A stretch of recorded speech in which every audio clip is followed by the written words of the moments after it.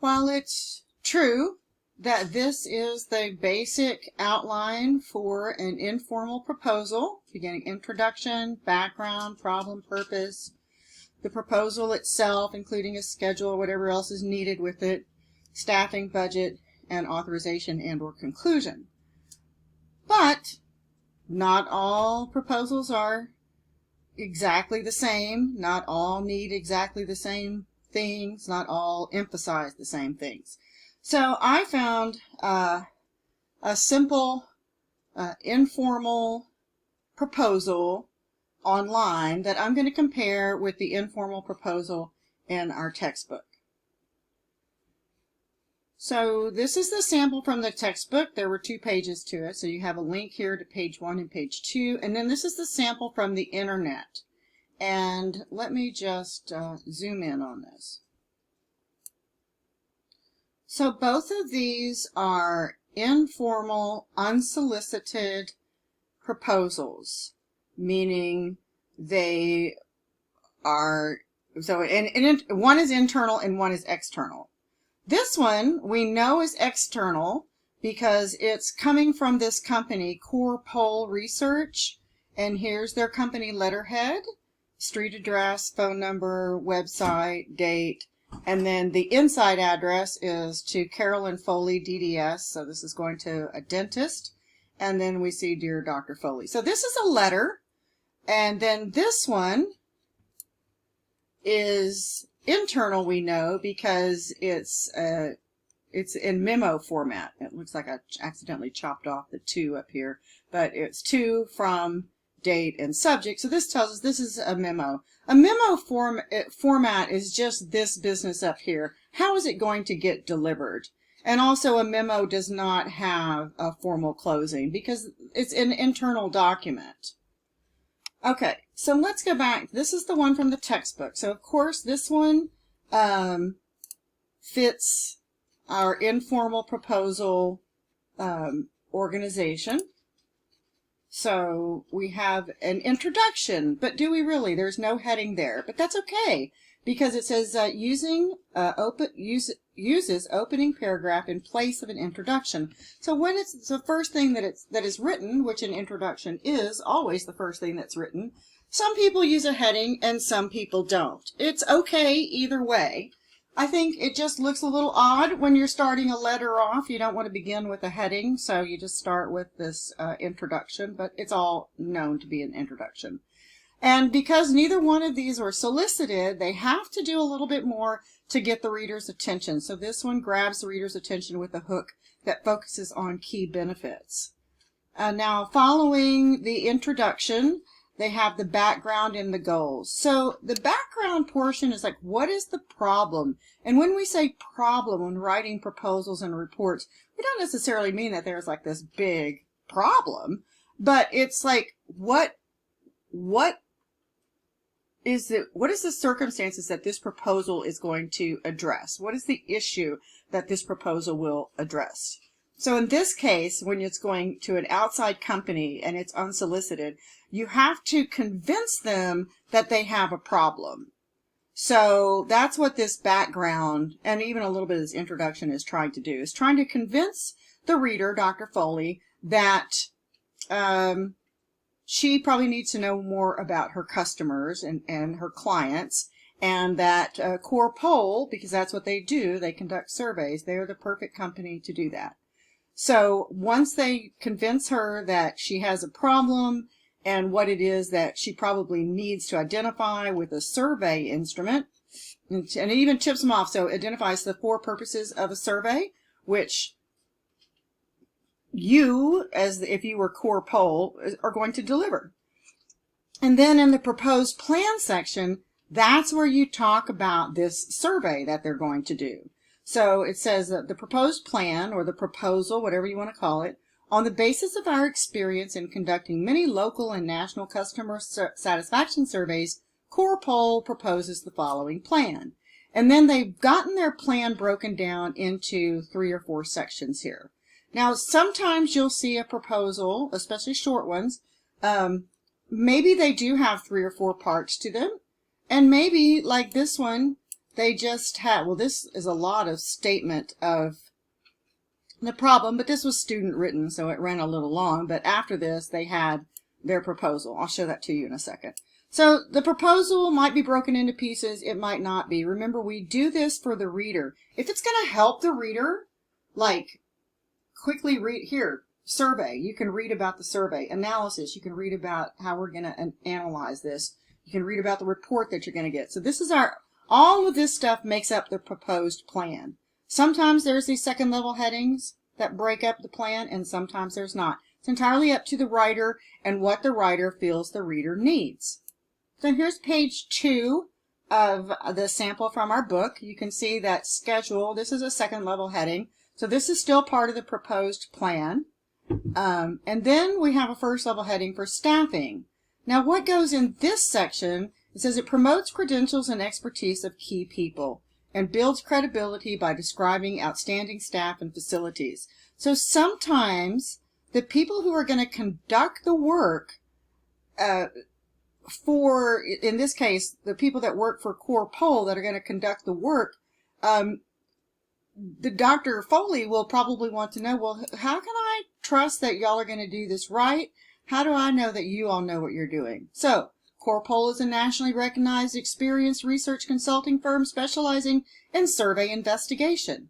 I have assigned your customer satisfaction survey to Joe Palmer, PhD, our Director of Research. Dr. Palmer was trained at Emory University and has successfully supervised our research program for the past 9 years. Before joining Core Poll, he was a marketing analyst with T-Mobile.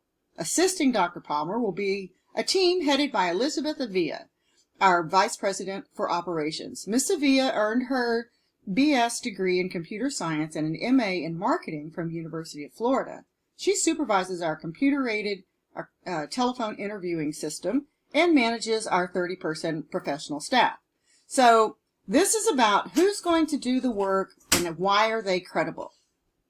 And then we have the budget. Now sometimes the budget, right in here, there'll be an explanation of the budget. And then it will be followed by these hard numbers. In a very short proposal, you might get away with just these numbers. It kind of depends on what the proposal is about. I personally will always put a little short paragraph to introduce the budget and then a budget that breaks out everything. But this is what our book says. So anyway, they itemize the costs carefully because a proposal is a contract. So if you say the total costs are going to be $5,275, you can't go over that without very good reason. Okay, I want to point out a couple of things about numbers. So we write justify numbers. So they line up here, okay?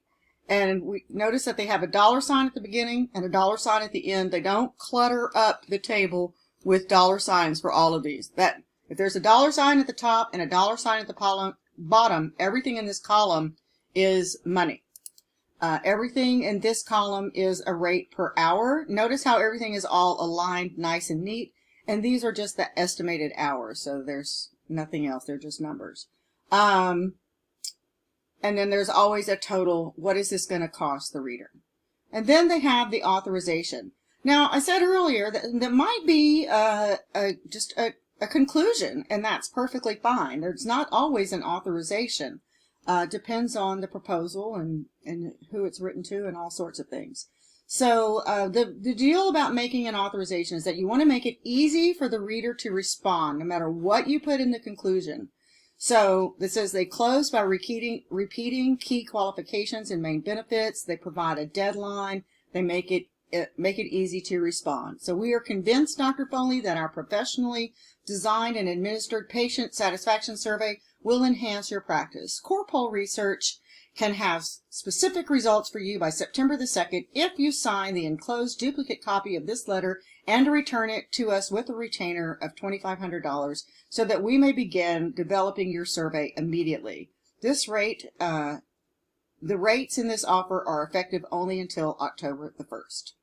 And then we have sincerely, 3 to 4 spaces for the signature, type name, their title, skip a space, and then the word enclosure. We have to add the word enclosure because we are enclosing a duplicate copy of the letter. So whenever you enclose something with the letter, you have to add this enclosure reference. All right, so this one really follows our book exactly because it's in our book. Let's take a look at the other one now. Now this sample proposal was written by a student, and it was written by what I am going to assume is like a high school student. But at any rate, so there's errors in it is what I'm saying, but that's not what I'm looking at. I'm looking at the outline of this and the organization of this.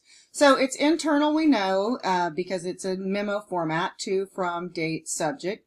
We don't have an open introduction here, I think in part because it's a short memo and we have a nice long subject line. So the introduction is kind of like here.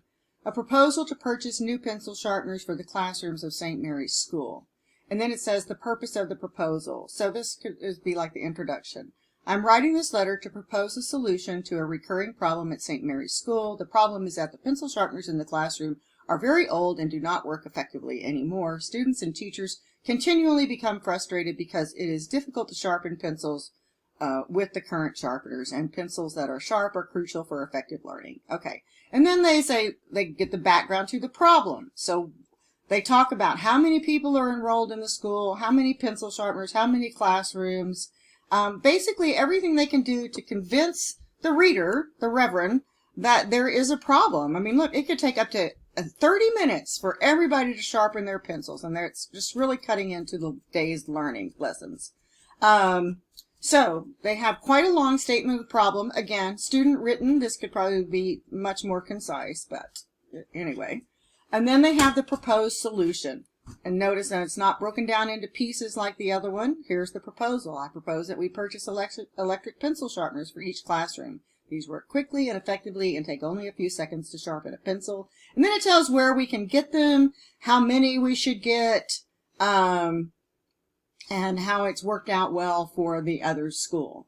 And then we have the cost. How much is this going to cost to do, which we know the Reverend's going to want to know. Okay, they're $42.29 each, these specific pencil sharpeners that this student is encouraging the Reverend to buy.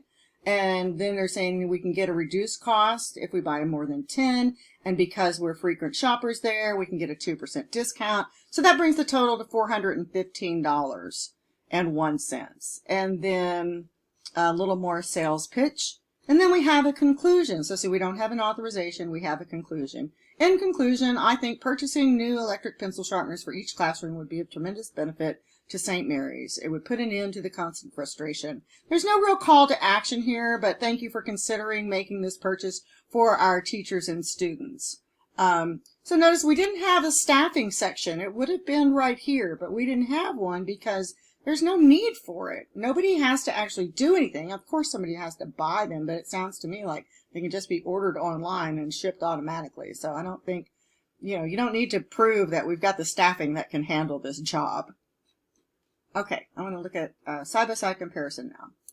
So I pulled the headings from both the textbook and the internet sample unsolicited informal proposals, and you can see they're a little bit different. The textbook sample was formatted as a letter, as it should be, and then it had an introduction that wasn't labeled. It had backgrounds and goals, proposed plan. The plan was broken into 4 pieces.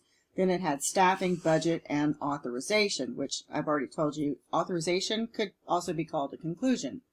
Now, the internet sample had purpose of the proposal, statement of the problem, proposed solution, cost, and conclusion.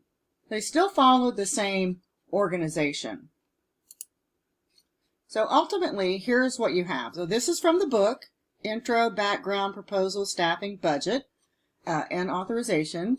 This is the textbook sample, and this is the sample from the internet. So basically it does follow our standard organizational pattern. The introduction was the purpose of the proposal. Background and goals equals the statement of the problem. The proposed plan was a proposed solution. You could call it other things too. And then these 4 pieces of the plan were part of the plan. So they come up here. They're part of the proposal. So they're the equivalent of that. Now, we didn't have any staffing, so that's missing over here. But we had a budget, and over here it was called costs. And over here for the textbook sample, it said authorization. But for the internet sample, it said conclusion. But we still had the same organization. We were just missing the staffing from this one. So it's always going to follow that same organizational pattern. You might use different headings, but they have to be the equivalent of these that are in the textbook. And you might break your proposal down into pieces if that helps the reader. If it doesn't help the reader, then don't. And if you don't have a section for the reader, don't put it in. Okay, so I think that's covers what I wanted to cover about the outlines and organization of an internal or external unsolicited proposal. And let me know if you have any questions about this.